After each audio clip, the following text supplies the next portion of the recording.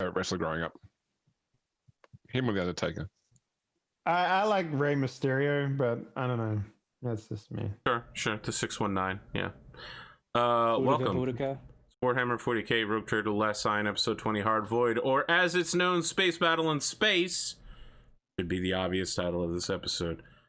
Some of you might know that I am a big fan of setting up long-term jokes. There was like an entire year and a half where during every introduction section I would lie to Pondo for really no reason at all. I would just come up with a really ridiculous lie to see if he could believe in it or not. He seemed to have figured out fairly early that I was doing it. I guess saying that I was doing it didn't help. What you won't know, audience, is that I still do it even if we aren't having a show. I spent a good half an hour coming up with a little skit for James and Dave for Wednesday night for Cyberpunk 2020 when it wasn't even being recorded or broadcasted. So that's my level of commitment. Just know that's the level of commitment I put into all of my shows. Second, James will be joining us on Cyberpunk 2020 Wednesday nights, unless you're Australian, in which case it's Thursday afternoons, I guess. Morning. Thursday mornings. Thursday morning for me as well. That's rough. Yeah. If you're anywhere but the US, it's Thursday. It's Wednesday here, though, and that's what's important. Yeah. Oh, Arthur, by the way, we have a terminology for what you just described in the first point. It's called gaslighting. Yes. Yeah, I gaslit Pondo pretty hard for a year and a half. At some point, I wanted to stop doing it, but I couldn't. And I think that I might have entered a pathological liar zone. And yeah, I'm pretty sure you did. At some point, I finally stopped, and I was glad afterwards. What was that joke? Is making your friend think they're insane is called gaslighting, and it's a dick move. Making your friend think they're an android is called blade running, and it's a Philip K. Dick move. Wow, never heard that one, but that's pretty good. Haven't you? Yeah. All right, the final thing to note is that I changed my audio setup, moved my microphone further away from me, trying to... Oh, and lowered my gain, so hopefully things are better now. I'm going to try to stop playing with stuff on my desk, because apparently that's been annoying people. Let me know what you think, audience at home, because obviously I can't hear my audio live. I'd have to listen to one of my own shows, which is excruciating, and I did it, and that's why I'm making these changes, and I hope to never happen to listen to one of my shows again. I will say the dehumidifier was like fucking pulling glass out of your gums. It was pretty bad. I have this problem with my podcast, Arthur, because my Zoom, I've got a Blue Yeti microphone as well, but I've only got the desktop mount for it. I haven't got a stand. And my co-host really likes to hit the desk for effect when he's saying something important. Yeah, of course. That's the worst. Never do that. Yeah. Want to piss off a editor real good. That's the way to do it. Yep. Yeah, just edit you out of the podcast, and then it's just James talking. Right? Well, I edited a video since the last episode, and it was excruciating. Okay. How is it excruciating? I do it almost every single week. It was an hour of recording to make a half an hour of video, and it took 6 hours to finish. And I wrote the script, but I saved the voice acting for last, which meant I was totally fucking exhausted at 11 p.m. at night, and here I am trying to voice act. And so I threw it all in, and then the next morning, it had already released to YouTube by the time I listened to it, and I was like, wow, this is some of the worst voice acting I've ever done my entire life. It's awful. The trick is the trick to high energy voice acting is coffee. Literally. I don't drink coffee. Also, you think that's bad? I once spent 3.5 days keyframe animating 14 seconds of video. So, that's rough. Let's go. I'll fight you. I'll win. Okay. Yeah. And it was all just to lip sync moans, so that was fun. Oh, so it's for your game. Now I understand. Uh-huh. Now I understand. I immediately, as I was talking, I picked something up off my desk. Arthur, put the fidget spinner down. I can't stop. I can't stop. Yeah. James, let's start with you. Okay. I'm James, Grimdark James. Welcome back to the show. I have had a pretty average week for the most part. Pretty busy with work-wise. I didn't get any painting finished, although I have been progressing some things. It's been just a rough week. I did get headhunted by another company, and so I went and caught up with them on Friday, which is why I couldn't do BattleTech, and it was one of those nice sort of sit-down things where they're pretty much trying to convince me why I should come work for them rather than asking me questions about myself. So good head trip there. So now I've got to make a call whether I want to change jobs or not. But yeah, that's really been my uneventful life this week. I didn't even have many shows to watch and catch up on. I watched the first episode of so Free League Publishing, who did the Alien RPG and also did like the Mutant Year Zero stuff. They did a Kickstarter to redo the old Twilight 2000 RPG, which I backed, and they gave a copy of the playtest rules to a group on Twitch, Skulls and Brews, I think they're called from memory, without looking it up. And so I watched the first episode, thought, this looks all right. They're going to keep going. I'll watch this. And they're like, oh yeah, we play for 2 hours once a month. And I was just like, I'm out. Can't commit to that. Yeah. Yeah. I'm not going to wait a month to watch 2 hours of gameplay, unfortunately. So yeah, I feel like that's on the table's top right now. Yeah. Oh, look, and then half of it is shopping. Yeah. Yeah. Oh, you've played an RPG before, I see. Yeah, so but that was it. That's my week. Nothing else to add. Next. Dave, what do you got? Yeah, I mean, like, I don't know. My programmers are finally back from their holiday, so that's good. So we can work on the game again. So I'm excited about that. I've been playing a lot of Wasteland 3. And when I say, yeah, it's out now. And when I say playing, let's be real here, it's literally me restarting the game over and over again. Let's see, what is my current hours at right now? Because I've only just finished the tutorial. Because is this character creation that good? Is that what it's about? Yeah, I get severe, like, what's the terminal? I played for 15 hours and I've only just made it through the tutorial starter area. Because I keep restarting because I get severe choice paralysis by analysis. Yeah, right. Like I play a little bit. I'm like, this doesn't feel good, and then I restart and I go back and I make it again. That game is fucking insane. Like, I mean, it's one of those weird games where it's like it's a mix of XCOM and then a mix of like, I don't know what would be a good what was that RPG game that came out a while ago? Mass Effect, Dragon Age, Baldur's Gate, Outer Worlds, Skyrim. It's like Baldur's Gate but newer, and it has all like the arrowhead. Divinity Original Sin too. That's the one. Mm-hmm.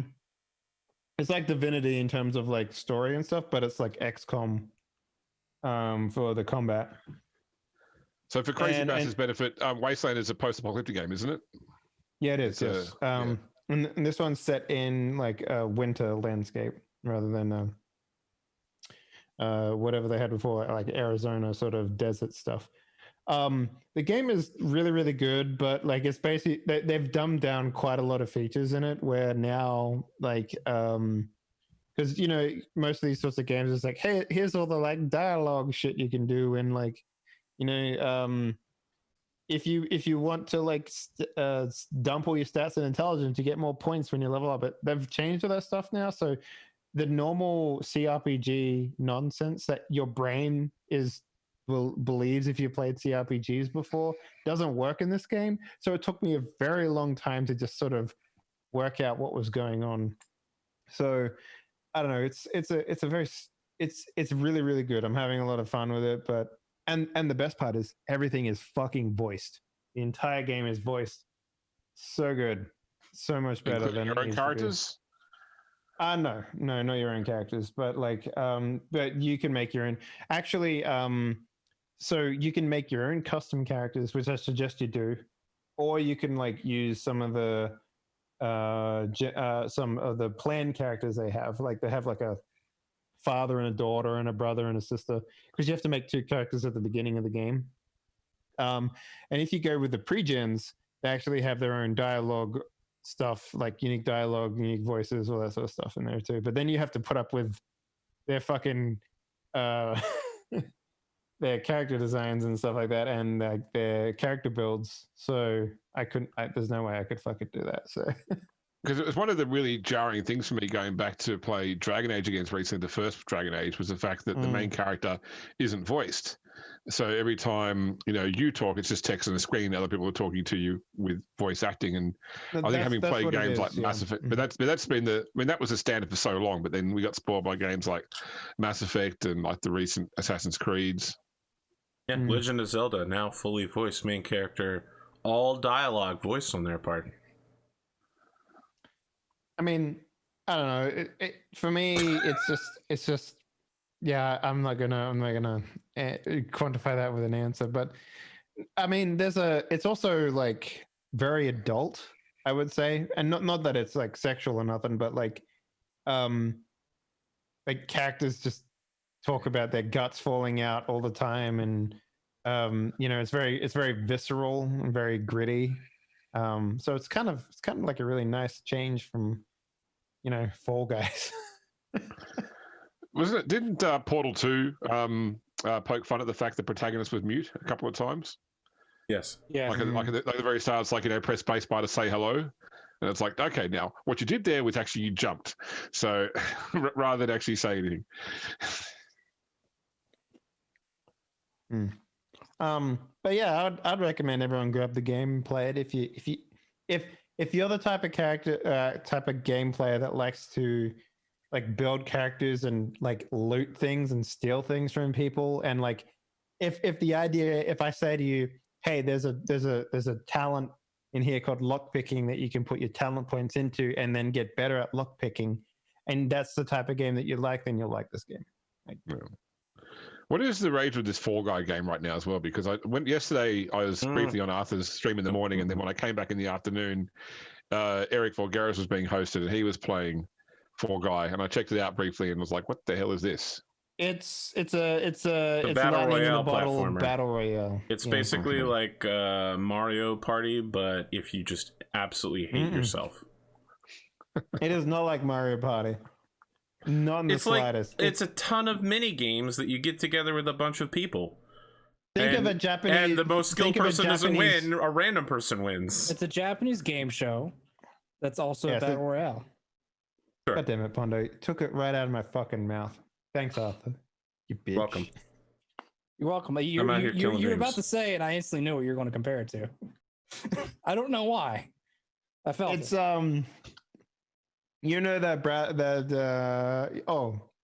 it's Gladiator's Pyramid with a battle royale. There you go. I do like American Gladiators. Hasn't been on the air for like a bazillion years. But I just like the way that they name the gladiators, like Blaze, Laser. James, this is going to be a weird question. Do you remember the guy's name that used to host the Gladiators show? And Who Dares wins. Yeah, in Australia, and Who Dares wins. What was his name? Mike Whitney. Mike Whitney. He was a cricket player. Yeah. Oh my god. God, I haven't thought about that nerd in a really long time. Fucking hell. Okay, sorry. Yeah. Now he hosts those Sunday TV shows about where to travel to for old people who have caravans. Oh God. Yeah. Anyway. and the power is free. All right. Pondo, what do you got? I am Pondo, or yep, I am Pondo. Pretty much today, bed broke, so I had to fix that. Wow, Pondo, that's bold. So I remedied it with some new wood and then a shit ton of screws. Pretty much doubled the amount of everything that was felt necessary. That's right. If you can't tie knots, tie lots. The problem is there's too many innuendos. I fucking can't. I can't pick one. It broke in the dumbest way. I kind of sat down. No. Listen, We do not have a high enough rating on this show. Please. One of those things you'd rather not know, because then you can, your imagination can fill in the blanks. All right. But, sorry, Bondo. I fixed that. Hurt myself earlier the week. Fine now, though. Is it related to the bed breaking? Nope. No. Don't do it. No, I had a barrel fall on my leg. Wow, And, that's rough. Were you trying to worst like? possible situation Were you trying to happened, rescue a princess from a giant gorilla? No. All right. Now that James taking a shot, I'll take one. So you're saying the barrel put you over a barrel? Yeah. What happened was I was trying to take it off a pallet, and I was trying to put it on a different pallet, and I for some reason didn't think it completely through, and it fell, and my foot slipped through one of the slots of the pallet, and it kind of like landed on the side of my leg. Now it didn't just like slip fall. I slowly let it down onto my leg, which I kind of didn't really have a choice. So I had to like lift that up by myself. My poor manager was there. She couldn't really do much to help. So I kind of had to let adrenaline kick in for me to lift it up. But Or at least you didn't have to cut off your leg. yeah, I mean, the barrel could have done that for me there in a second, but I stopped it. No, it's been an interesting week so far. Can't wait till see what tomorrow lies. Okay.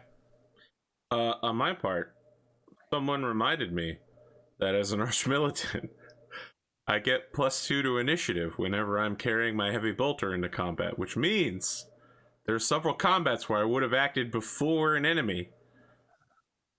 That's it. That's all I have.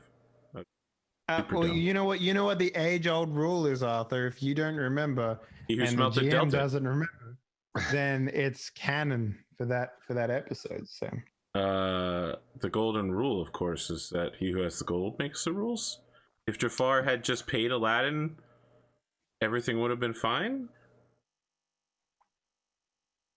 I don't know about that. It would have been fine for Jafar. He had a magic carpet at the end of it. Okay. His plans would have still got fucked up. He still would have gone to the princess. I mean, he has a magic lamp. Yeah, but if he gives the magic lamp, right, and then he still has his magic carpet. I'm not going to have this conversation. I would rather play Warhammer. So I'm going to head off this argument of the past, by the way. Yeah. Carrying a heavy bolter on the bridge does not give the ship +2 initiative. I understand that. That, James. Well, why not? What if he sticks his arm out into space, holding the heavy bolter, and shoots it at another ship? Yeah. But aren't macro batteries like a heavy bolter? They're more like a shotgun. But I mean, I can see Pierre on his command throne yelling, "Do it better," and then Nero waving his heavy bolter around saying, "Do it faster." But That's some skill. That does sound right. Do they have a sand thrower equivalent in this system, by the way? Yeah, it's a macro battery. No, I want to throw flak at them. Oh, for like taking out fighters? Yes, there is something like that. The ships have turrets that do that. Okay, we ready to get this thing started? No worries. It's up to you guys whether you want to join the Roll20, only because I put the relevant stats on the tabletop simulator board. I need it for my notes. Full access to your full sheet, and please feel free to use. I just want to have the full descriptions just in case. Okay, that's fine. Like especially the one I'm interested in is hit and run. I'm just curious how fast that kills us. It was something that I was talking to you about last episode, James, and I don't know if we got around to doing it. It was for like character experience upgrade. So yeah, let me. Oh, that's right, for the elite advances. Yeah. Did we? Yeah, I mean, I'm pretty sure everything you asked for was actually in your list somewhere, because I remember we were going through saying, I want this. I'm like, yeah, you get then rank whatever. Right. Okay. I thought that was all finalized, but let me know if it's not. No. I know what it was. It was a sheet that you had that had all of the stuff that the characters had and all the elite advances you can get for those. Oh, that's right. Okay, no, I have not sent that around yet. I will find that again and send it around. So yes, All right. Yeah. So it's a breakdown of every single skill and trait in the game, and when each character class has access to it, or if they don't have access to it. Mhm. It's handy for working out because often you might have a situation where one person says, "Look, this thing doesn't appear on my chart. I want to buy it as an elite advance, but it is available for a different character, not until rank 6." So it's like, well, should I give it to you at rank 2 because not in your chart, or should I make you wait until other characters can have it before I give it to you? In any case, okay, so who's already drawing stuff on the board? I don't know. That Strangely, seems it's not me. silly. Okay, no worries. It's Henley. There we go. Oh, Sorry, man. Dave. It's all individual. You got to get it all. Yeah. That's yeah, it. there. All right, so let me just quickly walk you guys around the board here. So Art, I don't know if you want to bring up on the stream. Have you got the ability to show the TTS on the stream here? Yes, I do. You do. Okay. Science to make this happen. All right. I don't believe you.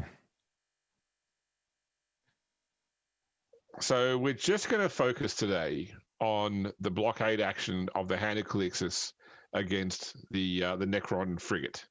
It will be a much longer thing to also represent the battle barge and the black ship taking on the Necron capital ship. So let's assume that's happening off the board somewhere, other side of the planet maybe, or further around. But we just focus right now on these two ships. So you can see the Hand of Calixis is sitting down here near the planet. So 1 inch, by the way, is 1 void unit, or roughly 10,000 kilometers, which is like 7,300 something miles from memory. And then over the other side over here, we have the Necron frigate, which is labeled here as the Vigor Mortis. Roughly, how many inches is that away? There you go. So 52 inches, so roughly 520,000 kilometers. Okay, so down the bottom here, I've just put a list of the different components on the two ships. So as you can see, the Necron ship has a whole bunch of question marks. That's important because when you get critical hits that take out your opponent's components, you need to know a component before you can target it. So you basically need to scan their ship and identify some of their components before they can be targeted with critical hits. I put down the benefits that each ship gets based upon its stats, and then also its hull, crew, and morale rating. So for your own benefit, you won't worry about anything to do with crew or morale until you get below 80. Below 80 is where you start to take some sorts of penalties. Not major, but obviously it gets worse the further it goes down. At the very top of the screen, I put a couple of things. First off, I've got just a nice picture of what the ships actually look like, if you wanted a more detailed view of the ships. We've included here the stats for the Hand of Calixis. I haven't included the stats for the Vigor Mortis because you don't know what it's like.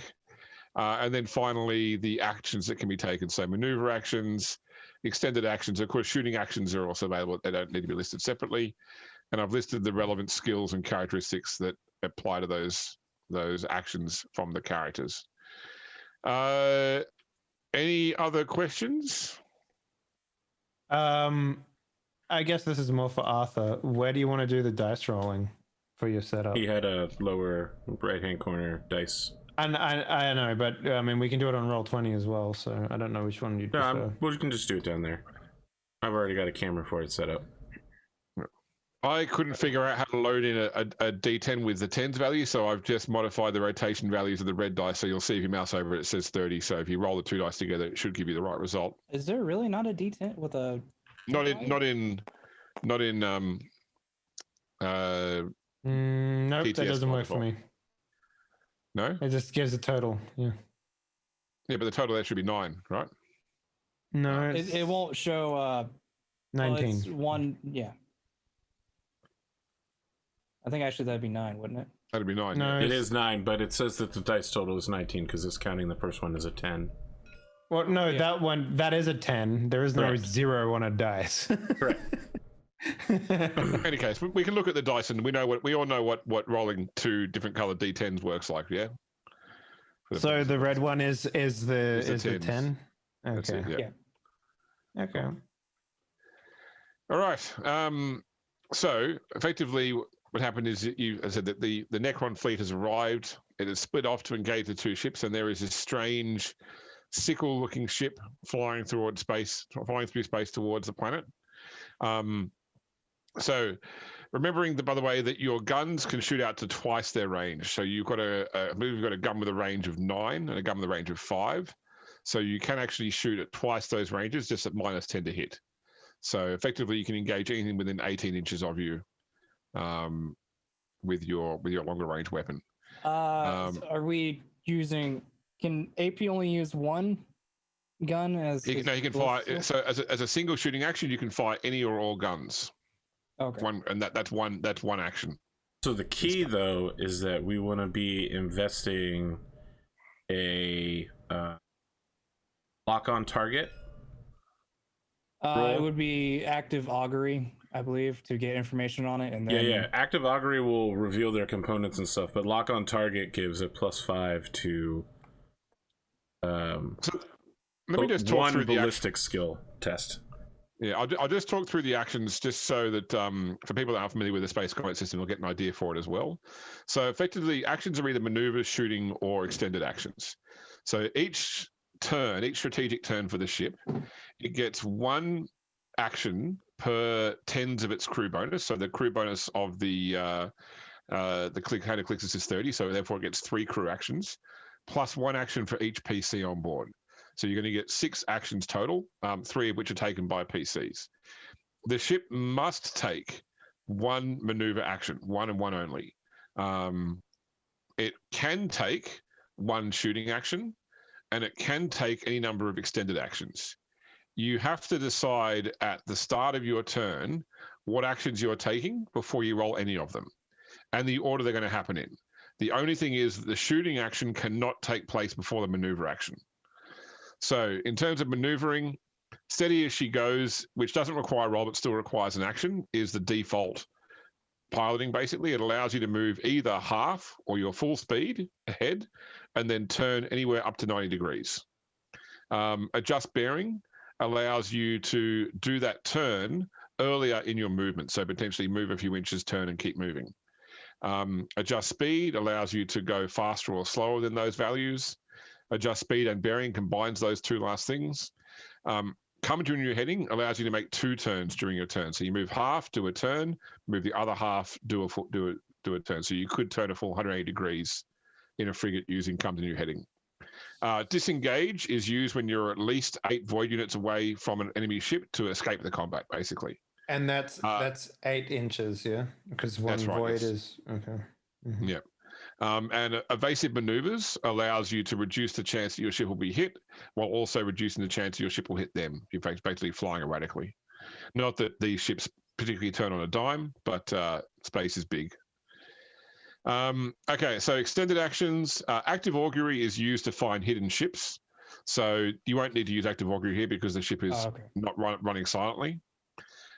Aid the machine spirit allows you to give a bonus to various on-ship activities. So that should be in the Roll20 sheet, what you can add to with that.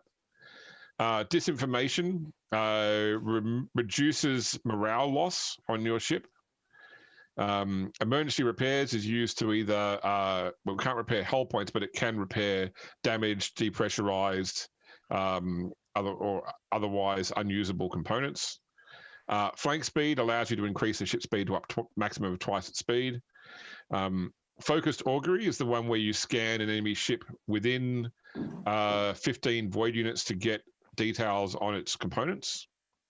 Hail the enemy is pretty straightforward. It takes an action to hail them, but it means you start a role play there. And a hit and run is effectively when you're within 5 void units, you send shuttles over with people on board to attack the ship and try and damage its components in man-to-man fighting. Hold fast reduces, I believe, damage to crew. Jam communications is used to inhibit the ability of the enemy ships to communicate with others. Lock on target improves all gunnery attacks against a specific enemy. Prepare to repel boarders gives you a bonus against being boarded. And once you activate prepare to repel boarders, you roll once, and that bonus remains consistent as long as you say each turn someone's taking the action to continue preparing to repel boarders. put your backs into it allows you to add a bonus to a single shooting attack or single maneuver action. Triage heals crew damage, and fight fires is obviously used to put out fires in burning components. So yeah, there's quite a bit there to go through, and we're going to play it a bit sort of light and loose, so you guys can get the hang of it as well. I know we did one play test, but still, there's real shit on the line right now, so we want to make sure that everybody's happy with how the system works. Any other questions? So triage is used like for the previous round, yeah. That's right. Yes. So it's not like one of the things where like, if like, you know, Dawn goes last in the order, or for whatever reason, and we've taken damage this round, it doesn't do last round, and this round it does last round only, yeah? It does last round, but that being said, because effectively your strategic turn is only your action, so you won't be taking any damage during your strategic turn. So it won't matter whether it happens at the start of your turn or the end of your turn in that respect. Okay. So the reason you might take triage actions first is if your crew value is dropped to the point you're taking penalties, you might then want to try and reduce those penalties before any other rolls happen, right? Okay. That's right. Yeah. Okay. So if you do have the main book as well and you want to double check on these actions, they start on page 217 of the core book. Or at least that's where the charts are, but the various things are shown around there. All right, so we start with an initiative roll, which is a D10 plus the detection bonus of the ship. So in your case, your detection is plus 25, so it's a D10 plus 2 for your ship. And for the Necron frigate, which is a Jackal class escort, they have a detection of plus 2 as well. So let's roll the dice. So I have 10 total.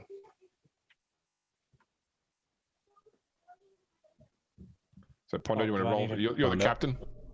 What do I need to roll? D10 plus 2. Okay. 9. 9 total. Okay, so I am going first this round. So my crew has a crew rating of 50, so therefore they get 5 actions. So I am going to declare in this order, a flank speed, the maneuver will be adjust speed, and probably the other 3 actions, they're not in any sort of need. They're going to need to scan you, so if they can get close enough. So we will put in a focused augury as well. Otherwise, they're not going to get close enough to actually fire any guns, I don't think, because their range is a bit less than yours. That's because we're a sniper. That's right. We want to be pointing straight at them, correct? With all our fire guns? the prow weapon, yes. Yeah, so you've got 2 guns, a prow weapon which fires a 45-degree arc to the front of your ship, right, and a dorsal weapon which can fire any direction except for a 45-degree arc to the rear of your ship. Okay, so ideally we want to be pointing straight forward at them. Yep. So 90-degree arcs, sorry, these are 90-degree arcs. So their ship has 2 weapons which appear to be dorsal, so it can fire any direction except for directly back, but probably hasn't got lance weapons. Although you're not sure what kind of weapons Necrons use anyway. So what do we need in order to discover their components? Active augury? A focused augury. Focused augury. Within 15 inches of them as well. Interesting. Yep. So we're going to be doing a lot of inching forward. No, I think we should blaze towards them. But let's do this scene in character. Yep. So this ship you've detected this ship. So first off, the augurs are really struggling to pick up much about this ship. It seems to not comply to many of even in terms of, it seems to be phased partially in and out of reality as well, which is making the augurs hard to track it. So all this stuff is being rattled off by the Master of Etherics. So as the opening cinematic ends, yep, the in-game... You know what I didn't do? I didn't do the recap, sorry. Yeah, please go ahead. That's it, sorry. Okay, so previously on Rogue Trade: The Last Scion, Sister Dawn experiences another dream of Talon Balewing, where she learns about the Nexus of Shadows. Pierre is pulled into an investigation of the murdered servitor, and Nero is asked by the Death Watch Marines to complete the heroic story of the battle beneath the anvil. There was a don't finger. I've never interrupted one of these before, but don't finger quotes that. I killed a lot of people. You did. The necessary expenditure arrived in system, bringing dealings with both Leteinia Tukara and Jonquin Saul. And finally, the Necron fleet finally materializes in the Regina system. Thought for the day is, blessed be the hull, for it is our thin skin between the void. So as the recap ends, and as the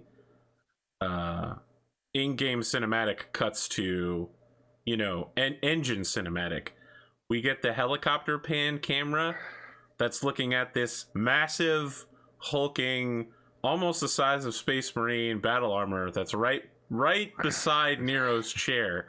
And Nero is dressed in actual good clothes for once. Rather than just being in his armor or being in a t-shirt, he is dressed in Imperial Naval fatigues.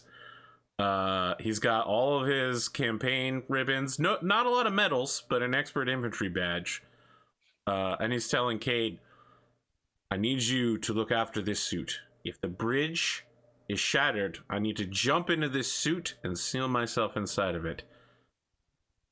Now I want you to keep painting the side right here. I just need you to paint the rest of the Lord Captain's face. Just finish, because we're putting him on the armor right there. You're a good kid, Cade. But keep an eye out, They don't let rambunctious feral rapscallion scallywags like you on the bridge of ships like this very often. So learn what you can. Machinery is the future. Not those sticks that your people use back on the planet. I just realized that Cade is the Wesley Crusher of this show. Yes, he is.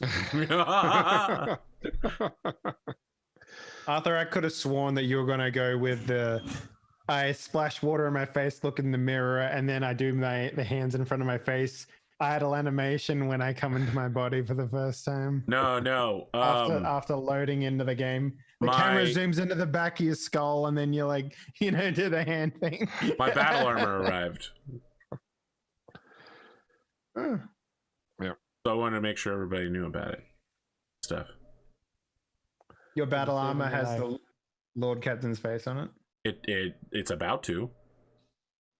Is it the equivalent of those anime girl cars? No, it's more like a van. With a really sweet Pegasus painted on the side. Yeah, exactly. So just to be clear, right now it has a flag holder on it, and from the flag of the dynasty is on it. He's moved his wax seal with his purity seal on over as well, and he started spray painting the Lord Captain's face just to make the armor more intimidating on the back of the armor, but he ran out of time, and now he needs to get into his gunnery chair. And he's going through all the usuals, telling people set condition 1 throughout the ship, and then he turns to the Lord Captain and says, Lord Captain, I would suggest that we move immediately towards the enemy ship as quickly as possible while scanning them. We need to scan them really badly. Yes, I need to get in within 5 UVs as well. That's insane, Lord Captain. Why would you do that? You realize that your mother designed this ship, and your entire lineage designed this ship to be a long-range sniper raider. Yes, but I'd be more effective if I can do a hit and run. I understand. Lord Captain, are you aware that if you hit and run and fail, you will be trapped in a shuttle in the void, dying? I have a 138% chance to do it. Yes, but you roll against the enemy. Hope I don't fail. I'm very confused why you're talking in such space nautical terms like you are, gentlemen. Is there a way that maybe you could dumb it down for this poor old missionary? So Nero pulls out a pair of sunglasses and says, no, I'm afraid I can't. As an Imperial Navy soldier, I have to live my life 2.241 nautical miles at a time. 2.41 parsecs at a time. Got it.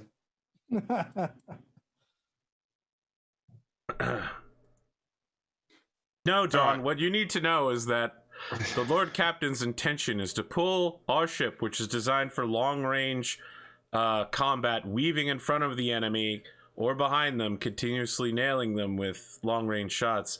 He would like to pull the ship as close as possible and lead boarding parties over personally. Mm-hmm. It sounds like a really good hardship that the captain needs to go through. I 100% agree with his plan. So Inquisitor Shrain is staying nearby as well, watching this, and he sort of cuts in with, Lord Captain, it may be a poignant thing to say, by the way, that we have no intel that leads us to believe that Necrons actually pressurize their ships, given they are not actually biological organisms. You might want to keep that in mind if you're going to board. Nero looks at his heavy armor and he looks to the Lord Captain. You can see a tear forming at the side of his face, and he says, Nero is my boarding party. If you Nero's like, excuse me, sir, I am needed on the ship to fire the guns. I don't know if you know this, but I've spent literal months in and out of game preparing the gunnery crews to do this one task, this one thing, a chance to save the realms of men. And your crew got vacuumed into space. Yes, but then I trained another crew to do their job. I didn't notice that part. I apologize. I'm going to say out of character that you can take part in a boarding act. So because technically the command of the boarding action rolls the dice. So Nero could still be in the boarding action and still fire the guns in the same turn, because it's not the players. It's like a half an hour. They're half an hour, and the turns aren't necessarily the person doing that. It is obviously all the people that follow their orders, that sort of stuff. And sure. So, yeah, but you can. I love the idea that someone goes and takes a shower and then comes back with like drying their hair, and they're just like, "Oh, is it time to fire the guns again?" All right. It's an abstract system, but certainly, I mean, if you want to say if there's any boarding actions you want to say Nero's involved, you can, but it's a command roll, so Nero's ballistic skill won't actually factor into the success or failure of the boarding action itself. It would just be fluff as in Nero. It'd be fluff. That's it. Yeah, and you fluff know, as Nero annihilates a bunch of Necrons onto the ship and then stop back on. I mean, there is also the chance that if you get within 5 points, they may try to board you as well, That's which true. means that you may be also fighting a defensive action on your own ship. It's up to you. Yes, but Pondo is really, really certain that he can lead this boarding action really well. And therefore, he will take a ship that is unsuited to do it. Drive me closer. I want to hit it with my sword. Yeah, that's literally what Pondo's doing. So, as we're starting maneuvers, Nero turns and says, Lord Captain, now would be an excellent time to remind you we have far more shuttles than we require for our cargo services as a cargo lighter bay. And that at some point we should look at getting gun cutters or even air superiority fighters in order to act as a squadron for us in the future. Yes, this is a very bad time for you to bring it up, though. I brought it up so many times in the past. I think you were busy trying to buy a bolter cane. That sounds accurate. I had to make sure it had the right silver engraving, though. That was the important part. Nero just sits down in his chair, adjusts his I love the God Emperor coffee mug. What are your orders, Lord Captain? You could see Nero's getting out like a eye mask and like a travel blanket and one of those neck pillow things, because he knows it's going to be like 4 hours before they actually engage in combat. Full speed ahead for now. Battle stations, then go to sleep stations. Yeah. Then back to battle stations. Full speed ahead for now, I believe, so we can get to a point where you can get some scans onto them. I believe we should run an active Auspex scan just to make sure there aren't any undetected enemies. Well, the GM said it was fine, but I guess we could do that. Yeah, we should do it anyway. The GM can lie. The GM would never lie. As he puts his finger Turns up out- like Dr. Evil. They teleported in another planet. $1 That's no moon. Okay. That's for Gina James? 5. All right. We need so a- I realize I'm not doing flank speed because there's a 30% chance that'll cripple its engines. So I'm just going to go with adjust speed. Oh my god! What is this thing? A junker? No, if you fail your test by 2 or more degrees of failure, you cripple your own engines when you do flank speed. It really is a Hail Mary maneuver. Wow. What's it do? Double your speed? So you can up to double your speed without it, but you can more than double your speed with it. So Okay, so it's the ultimate get down there fast maneuver. Exactly It's right. just the So- ultimate you overdo your engines and blow them up maneuver. And by the way, punch it chewy option. focused augury is actually 20 inches, by the way, not 15. I double checked. Okay, so really all it's doing is adjusting speed because nothing else will be within range. So it's got a base skill of 50, it gets plus 10 in all piloting tests, and it gets to its maneuverability, which is plus 40, so it needs 100. It gets 97. So wow, it gets to increase its speed by 1. So it goes forward 13 inches. So it actually is, it does seem faster than you were literally led to believe. You were sort of told that Necron ships are way too slow. So that's its first, and it will turn slightly to face towards you. There you go. Oh, so the torpedoes are going to be useless. So got it. Yeah, with the torpedoes you don't have, no worries. Yeah. Yep. Well, I'm just thinking about the other fights that are going to die horribly. Yeah, well, even the bigger Necron ships have a speed of 7, so I'm pretty sure that they'll be okay. I want to remind you that was my literal concern when the Inquisitor's like, we have 2 battle cruisers with torpedoes, and I was like, yeah, how are you going to get those torpedoes there? I think it was the librarian from Silver Skulls. No, it was the Inquisitor. It was the Inquisitor. Said that our records are that Necron ships are quite slow. Yeah. So the thing I want to note is that this Inquisitor has been less than useless. He's actually actively hampered ourselves and our entire fleet. So you can't actually see the Necron ship because it's still hundreds of thousands of kilometers away, but for the camera's point of view, it actually doesn't have a particularly high speed, but it seems to sort of skip and jump forward through space, through some sort of like teleportation as it moves, which means it covers more distance than it would otherwise appear to with its engines under power. Is it pulling a Night Stalker? Shoot, what's the name of the X-Men? Yeah, Night Stalker. Yeah. Where it just poofs in and out. Nightcrawler, yeah. That's right. Although with green Bamf rather than with blue Bamf. All right. Nero sees this. He takes a sip of coffee and then puts his eye mask on, leans back in his chair. Yep. Okay, Lord Captain, the leather in these seats is fantastic. Extremely comfortable. Made from pure human. Redone recently. So it's your turn. You have 6 actions, 3 PC and 3 ship actions. We teleport forward as well, and then we activate our engines. All right, so definitely not going to do flank speed. I'm just going to go with that. Well, I can give plus 10 to anybody at the moment. I don't think we'll be any sort of range for our guns, will we? Your gun maximum range will be 18 inches. So if you went because your speed is 8. So if you went forward just your normal speed would get you to roughly there, and you would still be more than 18 inches away. If you're able to go double your speed with adjust speed and bearing, or adjust speed, sorry, you get to there, which would still leave you out of range, not even close enough to auger. So this is the first turn is pretty much just moving. Gotcha. The question is, do we just full on move, or we just get a little bit closer? My think is full on move. Yeah, so Nero's just like, Lord Captain, the sooner we engage with them, the sooner we can dispense with them and the rest of their escort fleet. Indeed. The longer our engagement time, the better chance we have of destroying them before they reach the planet. So as far as we can go is 16 inches?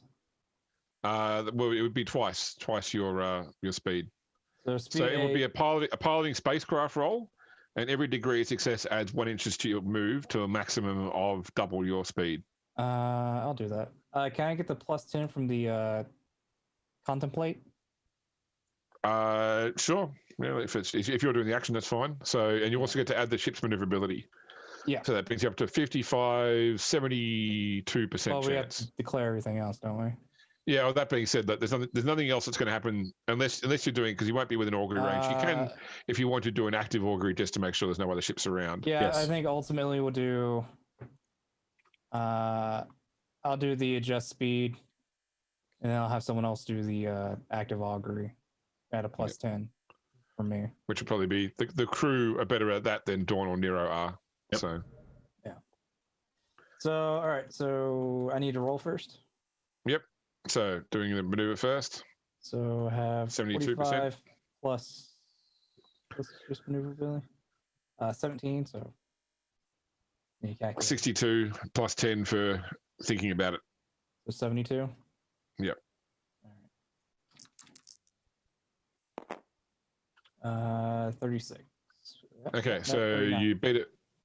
So that's 3 extra degrees of success. So that means you can move a total of 11 inches forward. And then after you've moved 11 inches forward, you can turn up to 90 degrees.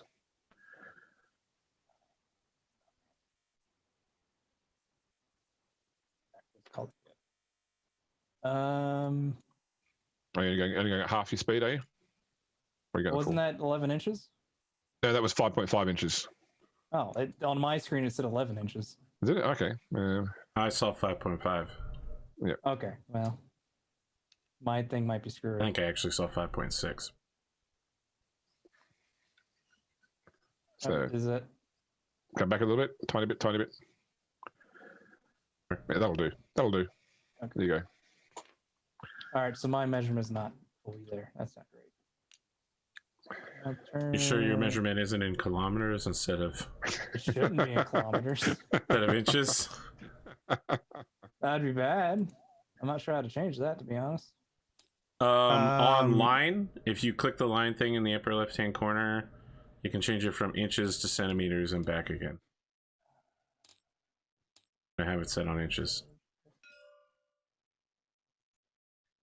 It was set on grid. That's probably why. Okay. All right. So 111. No, not turn that much. And then we can go 8 more. Is that correct? No. No. Got our full 11 inches. You've done your full damage yet. He had 8 plus you got 3 more. That was it. Oh, okay. I thought We we would could have had to move have scored many to degrees 16. of success. No. That's the maximum you can go depending on the degrees of success. Oh, okay. Gotcha. Yep. So what does and it then look like when you are personally piloting the ship? I always go back to the Men in Black scene where the PlayStation 2 comes out. PS2 the PlayStation controller. 1 controller? Yeah. I think that, or like just a huge what is it called? Like a ship steering wheel, not a steering wheel, but Control yoke? no, like the whole. You mean like on the pirate ships, the giant sort of But you'd have to have it so that you could push it forward or backward in order to get the 6 degrees. Yeah. I mean, at the end of the day, his role increased the speed of the ship, so he wasn't actually in a hamster wheel. He was ordering people to shovel more coal, to do whatever was required to get the ship to go faster. It's still the same wheel, but like basically his inputs are like showed up on some screens somewhere else, and then people better yet, interpret that and then do the. Yeah, it's like those things on ships you had to turn to indicate what you wanted the speed change. They're not connected to the engines. Cha-ching! Cha-ching! Yeah, that's right. They're connected to a similar system downstairs where people go, "Oh, he wants to go faster. We'll go do that now." Now the active augury, which is 30 plus 25, so 55, so 65. Yep.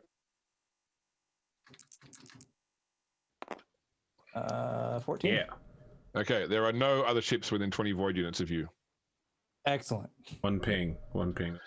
Actually, it'd be plus 5 VU per success. So That's true. Yep. So within. Still gonna say no, but we had to make sure. Yeah, It's like right. 30 plus or something. So at the end of the round, Nero is laying down a card, and he says, I didn't say Uno. I'm sorry, Don. I don't understand this game. What am I supposed to do It's with Cadian. the final card? You have to say Uno before, on the turn where you place the second to last card down. Okay. And, I mean, why are you so upset when I keep using the reverse code? Well, we're only playing with 2 people, so the reverse card always screws me over. Yeah, it skips the person, is what happens. So you play it, it skips him, and it goes back to you. Strange how it Captain, works. I really don't understand why you force me to play these surreal games with Nero sometimes. Someone has to keep him busy. I am the chief confessor on this ship. I feel like my skills are being underutilized here, Captain. I mean, Nero looks around and he's just like, what else do you think you're going to do while we wait for them to get into range? We have at least maybe an hour or two before we make contact. It's You know, I read many novels about how glorious naval combat was in the Void. those Yeah, are I've been lies. in several Void combats. I can tell you that it's not glorious. Normally, you're picking some servitor's guts out of your gun barrel. By the way, how do I change color again? Upper right-hand corner. No, I mean on my cards, Nero. Oh. In Uno. That's what made it hard for me because I was trying to think: Okay. is he talking about his color in the game or the cards? Can I ask a very controversial I have question? several. Okay, sorry. Does Nero play with the rules where you can stack draw cards? No, Oh god! No. he only plays the Those are rules the best. exactly as written. He's an Imperial Guardsman, James. He only knows how to play by the rules. Yeah. All right. But he's a so over rebel. They are also they're going to adjust speed again. They are going to declare then a focused augury, a lock on target, and a shooting action. That's their current plan. Let's see what that goes off though. So once again, they need under 100 on the maneuver test. And once again, they rolled 94. So They need under 100. Sorry? You said they need under 100. Under 100, they succeed, but they just don't get extra. They only go 13 inches again. Oh, they got Okay. 94. Oh, okay. Which means that the shooting Yeah, actions are high. pointless, but they can actually active augury you, or say focused augury you. They could So not, scrutiny that'd be plus great. 10, so they need a 50. We And combat they've got those 100. scans So or anything like that? They No. blow up their augury. yeah, they failed to do They're just anything. waking up. They're trying to figure out how it works again. That's right. Yeah, they've just come out of their crypts. You know, they're yawning. They're no worries. Okay, back over to you guys now. Captain, what is this lag switch that I'm supposed to be pressing every 10 minutes? What is this thing? Oh, it's to help us get a host superiority, I think it's called. right. It Okay. essentially messes with everybody else, but we're perfectly fine. Oh, Lord it Captain, seems kind of underhanded. Might I suggest Naval that combat is so weird. in this round we do not granny clutch, and we should double shift. I also suggest we use the nitrous oxide canisters. So, Am I hearing that we are getting ready to hit and run? I believe that not only do we have that capability, sir, well, we could get close enough, but I believe we should pull up to one of their sides and turn directly towards them so that we might give chase, while not remaining in their front gun arc. I like the sounds of this. And if you wish to hit and run, it's your ship, sir. It's your lineage and your dynasty.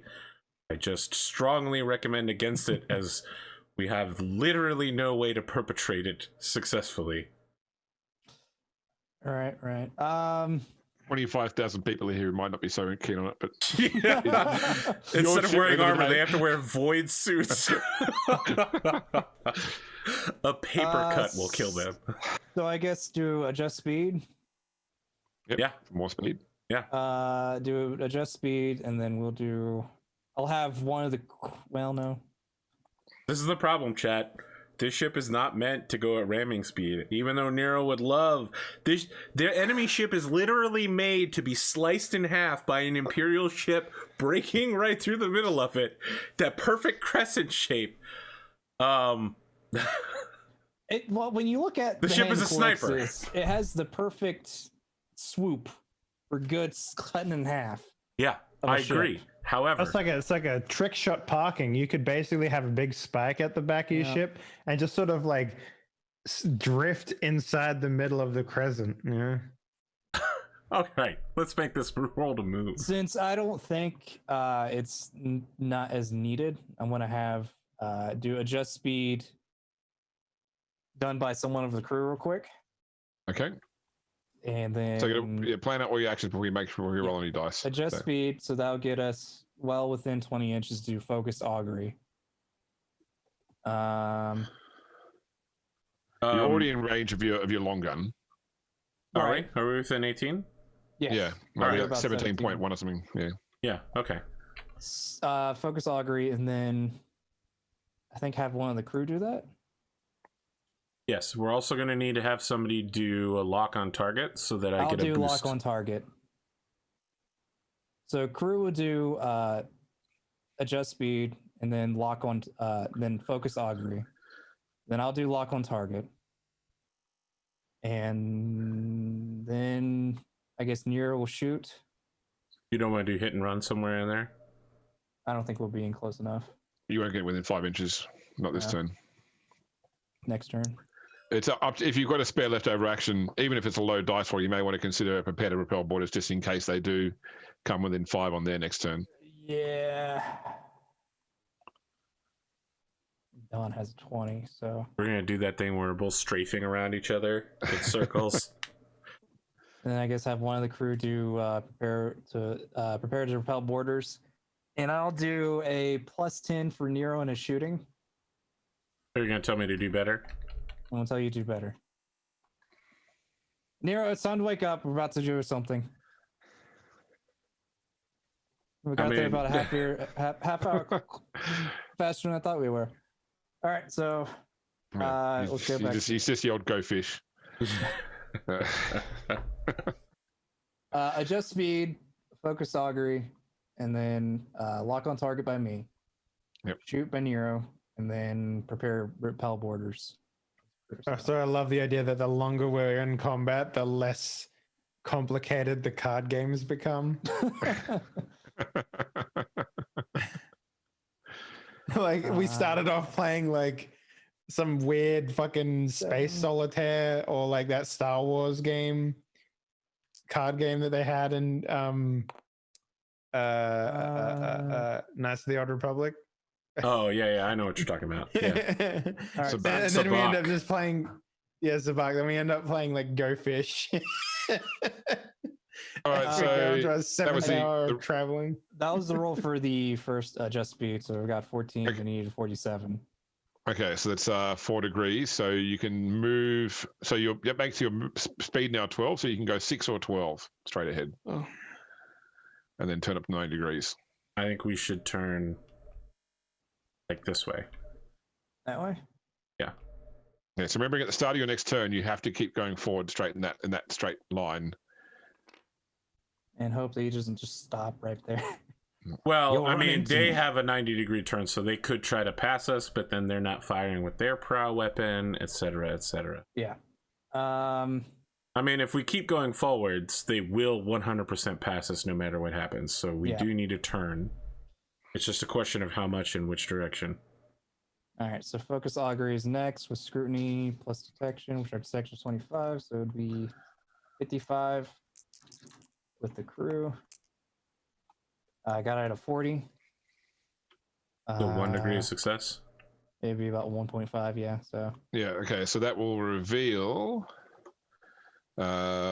all components. So all the central components except auger and void systems, and all weapon components.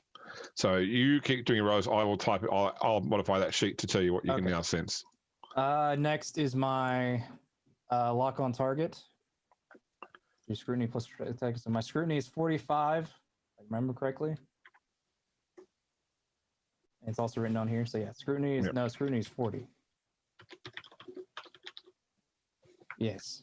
Yeah, scrutiny is 40 plus 25, so it'd be 65 plus my 10, so 75. I got it with a 17. Okay, and I so get to pick one gun to put it on. Yeah, one weapon component. We want to hit as much as possible with the macro battery, correct? Well, so the thing is that the lance weapon ignores. Does it ignore shielding? Yeah, it ignores one of the forms of. A lance hit ignores target's armor. So if they have really good armor, then we're going to want to put it on the lance weapon. But if they have really good shields and bad armor, then we're going to want to put it on the macro battery. I think the safer bet would be to go with the macro armor or macro battery. Okay. Just in case they have good shielding. Yeah, I mean, we're going to hit a bunch of times with the macro battery, probably. Yeah, so... I don't know how. The thing for me is I want to make sure we cause critical hits, because that's how you start really fucking somebody up. Yeah. So I got a 17 with a 75, right? 40 base plus 25 for detection, so that makes 55. No, 65 plus 10 for contemplate, so 75. I got 6 levels of success.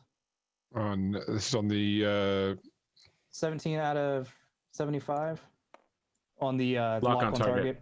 Lock on target. Yeah. Okay, so lock on target gives you +5 per success. +5 per or 2 success per 2 degrees. So +5 initially, +5 per every additional 2. So that's you got 3 additional 2. So that's +20 total. Okay, yeah, I'm gonna put that on the macro battery. Okay, so I've updated their list of equipment now, so you just can't detect their shields or their auger array. All right, so they don't have a frontal gun. It looks like they have got 2 dorsal weapons. Yeah. The good news is that dorsal weapons aren't as good. The bad news is that they can track us in pretty wide arc. So the only way that we could avoid them would be to get directly behind them. Right, and I don't think we want them to get a straight line to. Is it that we didn't... Sorry, you said we didn't detect if they had shields, or they literally just don't have shields? No, you can't detect their... I mean, they've got shields, definitely, and they've got augers. You just can't detect those. You can't find where those components are being powered on their ship. I see. So therefore, you can't target those components with critical hits. All right. And how good is their armor? They have an armor of 21, I believe. All right. So there's a potential that we could actually... Yep, 21 armor. All right. I'm ready to start shooting. All right, so you have a +20 to your macro battery already. Then I get a +5 from the ship. Yeah. Or plus so it should be 100. Now, if you're within half range of a weapon, you get another +10 as well. We're not within half range. No. So I'm just shooting for 100 with the macro battery. Yep.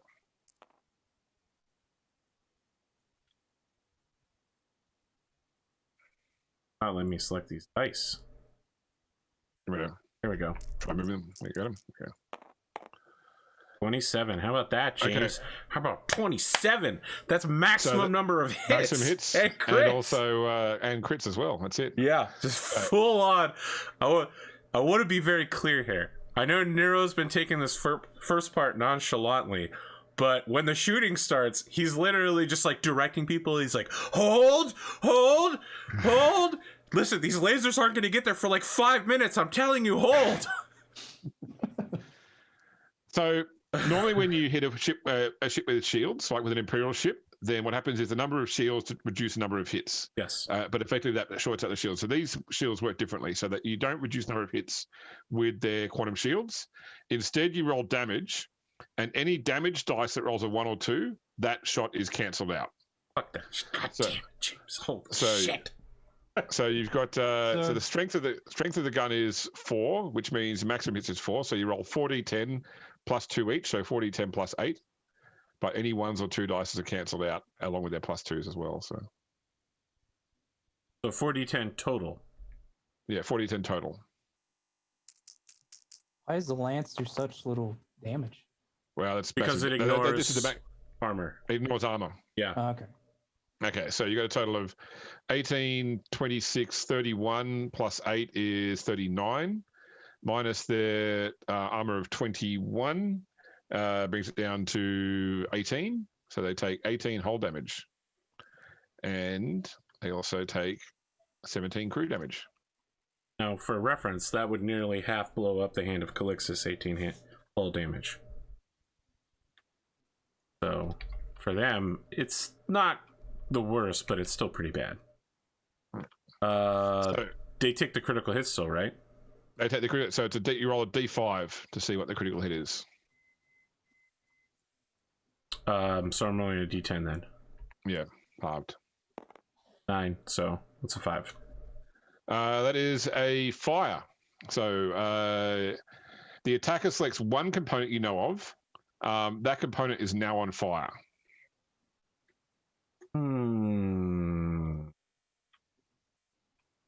Is there anything, do I have anything that I can't do? So not the bridge or not the plasma warp drive. Can I set their engines on fire then?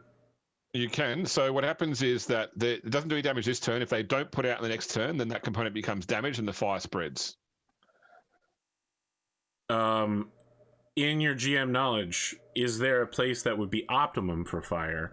Or is it literally just, we hope that they don't put it out and that it will be disabled in the future?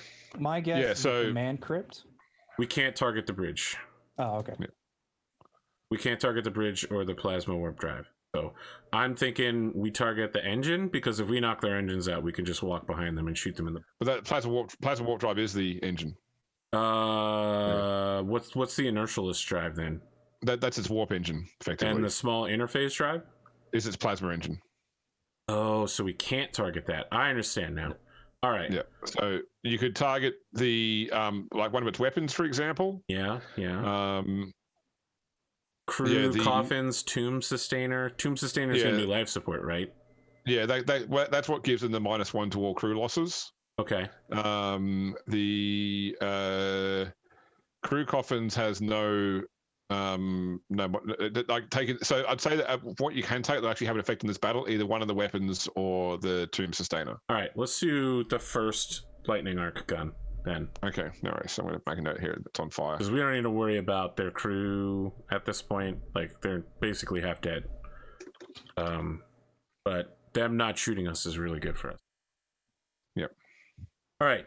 Well, now I get to fire my other gun. Yes.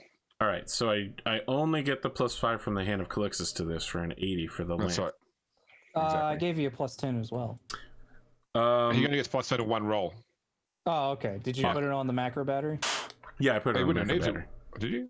75 +5 for the ship, +20 for the No, you didn't, because you got to 100 without needing to have the +10. Yeah, but I wanted it to be higher than 100. Oh, so okay, that, I see. Okay, nice. That's why I said everything hits, because I knew that I right, because I needed to hit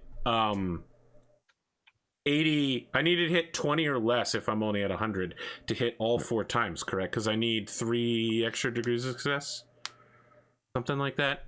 I might be doing the math here wrong. For the shooting phase, I think. That, yeah. All right. So if I hit with the laser battery once, it's 100. In order to hit each extra time up to 4 times, I need another 2 degrees of success for each time. Yeah, that's right. Yes. Okay. Well, I applied that to the laser battery because I wanted to make sure I hit with everything. Understand. To do that exact devastating strike that I just did. All right. Yeah. So now I'm just looking to hit a 75. 80. Yes. Sorry, hit an 80. I'm just having so much trouble selecting these dice. Wow, that's awful. But if it does hit. It does hit. Just doesn't crit again. That's all. That is a problem for me. Can we use fate dice in this, or? You can use your fate points, but once again, you can't re-roll a successful roll. So you would have to. You would just do a degree of success, which wouldn't get you up to a crit. Gotcha. Yeah, I'll have to eat that. Okay, so it's just D10 plus 2 damage. Now it's quantum shields do work against lance weapons. That's on. It goes straight through, so it takes 8 damage to its hull, ignoring its armor. Okay. So it's down to 14. Yeah, and it also loses 7 crew. Can't so it survive brings it another up to hit like this. 77. Okay. Was there any other actions in your turn? Yeah, we're repelling borders. Preparing to repel right. borders. So that's a crew action? Yes. Okay, so it's a 30% chance. Go ahead and roll the AP. I gotta go grab something real quick. I was gonna say maybe we should have Dave do it. I failed horribly. We're not ready. Nero's just like, Sargon, we ready to repel borders? She's got like a towel on her head. She's just like, what? Are we in battle? I thought it was the drill. You're drilling us all the time. Damn it, Sargon. All right. Why don't we come back in 8 minutes with the Necron response to your blistering barrage? Fantastic. It's probably also going to be a blistering barrage. We'll be back in the second half. Stick around. Or don't. Do whatever you want.